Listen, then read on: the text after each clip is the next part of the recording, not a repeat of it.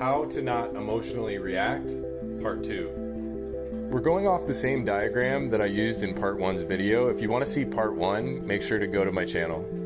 Okay, so it all starts with us witnessing a thought, because who you really are is consciousness, pure consciousness. It's only the thoughts that come about that we identify with. And there's certain things that are really hard to not identify with, like being a human being and having human needs. So a lot of these fears, these programs of fears, they're there for a reason, and it's for survival. And because of that, we can gain a lot of logic from that by gaining mindfulness. We could see whether or not our life is really in danger, because then, heck yeah, I want to fight or flight. I want to get the heck out of there. My life's in danger. But you'll find that most of the stuff that we are fearful of or that we get angry about is so much wasted energy that creates so many negative things in the body. Your body's not meant to be stressed out all the time. It creates disease. It's dis-ease. It's not comfortable. It's not how it's supposed to be. But these are supposed to be there for a reason, but only when our life's actually in danger, and only when we have to use our physical energy to try and control something that is out of our control. So with that being said, let's have an example now, because we last left off right here of using the stop skill. And here's the beauty of the stop skill and what it actually does. I didn't really explain this last time, but stop stands for stop, take a second, observe, proceed. And here's how I like to say it. I like to say stop, take a breath, observe, and proceed. Now you want to take a step back, but you really want to take a breath. You want to slow your breath down, because if I slow my breath down, I'm tricking my body into going into peace mode, or the parasympathetic response. This is the sympathetic response, and a way to remember this is S for stress, P for peace, parasympathetic peace. There's only 2 switches in the body, stress or peace. If you're in stress, you can't think straight. You can't problem solve, because the blood that goes to your part of the brain for problem solving leaves when you're stressed. But here's what's so cool about taking a second and taking a breath. When you do that, you are slowing down your body's reactions and allowing your body's stress to go down. Now, you're allowing blood to go to your prefrontal cortex, which is the decision maker. It's sometimes called the CEO of the brain, because this is how we make decisions. And there's a second tool I'm going to teach you in here from DBT that you create by doing the stop skill. And it gives you an opportunity to practice what's called wise mind. So we use the stop skill as a distress tolerance technique to lower our distress. And because of that, by taking a second, we create this space of awareness.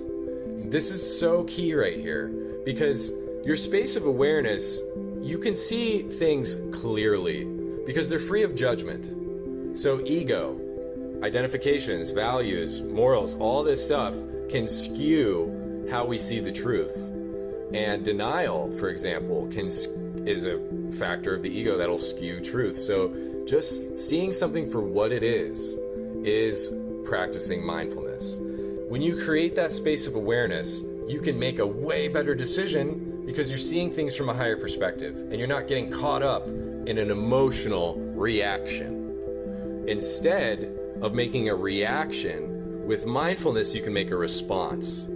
So, what do we want to get mindful of? Well, wise mind is gaining wisdom from becoming aware of the 2 sides of us. Now, you'll see up here the L and the E, right? Each hemisphere has a certain thing dedicated to it. So the left hemisphere is for logic. The right hemisphere is for emotions.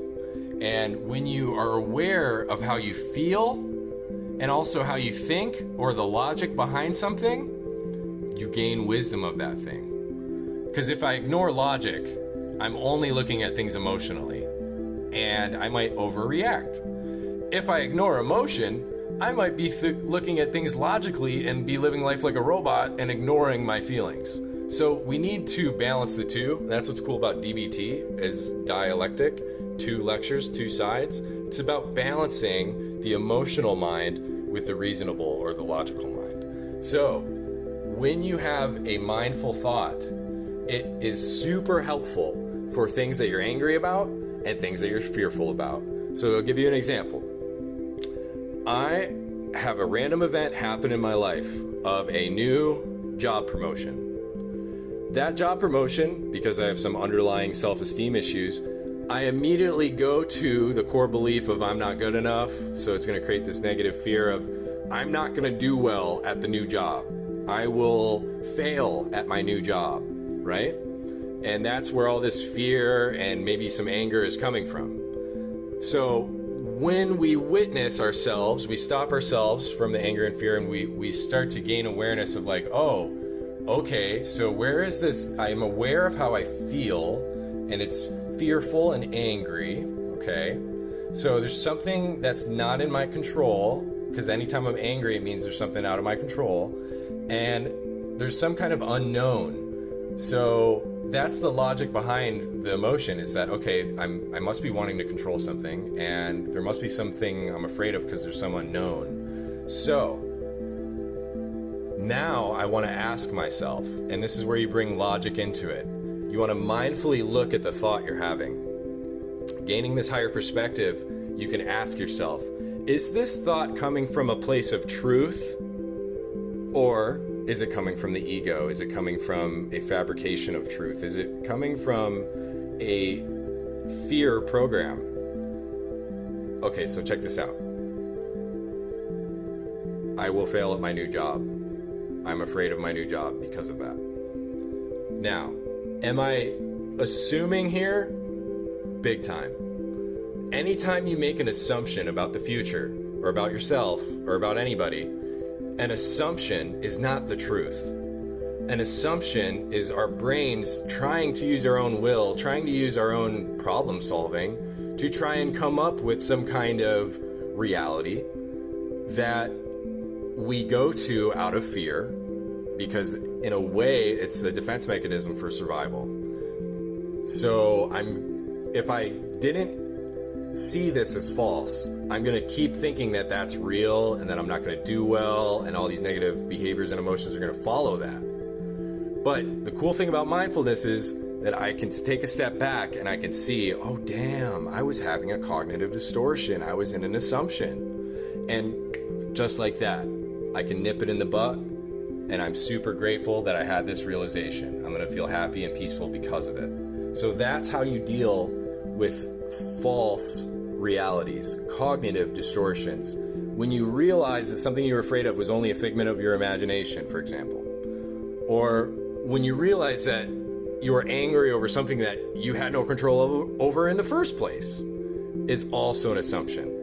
Because I can jump to conclusions thinking that something or somebody or something is in my control, and it's not. So let's say now that I got fired from a job. So getting fired from a job, I'm going to identify with that, and then there's going to be fear because it goes into my Maslow's needs of security and the underlying reasons for fear, which is in another video. But it's going to trigger something in my needs, and I feel like I'm losing it by losing my job. So it triggers fear. Now, I can get mindful of this too. I could do the stop skill, slow my breath down, get mindful of it, and then I realize, okay, dang, I got fired. It's the truth. It's the reality. Can it be changed? No, it can't. It can't be changed. I got fired. Or maybe in some cases it could, but let's assume that it can't, and it can't be changed in this example. Well, I have no choice but to accept this. Acceptance, just like Marsha Linehan said, is the only way out of hell. And acceptance is going to give me greater understanding. Greater understanding is going to give me knowledge. Knowledge is going to help me make better decisions, so I can become grateful of any time I radically accept something. Now, if it can be changed, that's awesome. I can do something about it. I can accept this and I can do something about it. Now I have the power to change it. If I don't, then it's in the past. Nothing I can do about it. I just have to let it go. the only way to stop continued pain and suffering is to radically accept it.